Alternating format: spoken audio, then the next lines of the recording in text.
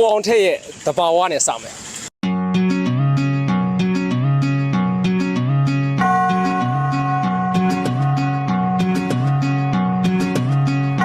ညာလေးတညာ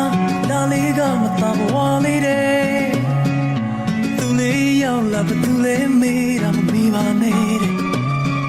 ကတားလေးနဲ့ဆိုညီတဲ့ခါအိုးသချင်းလေးကိုယ်နှလုံးသားခဏလေးတွင်မှကျွမ်းဝင်ခဲ့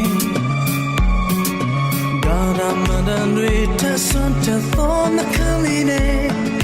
ရင်ခုန်မဝင်စေသည်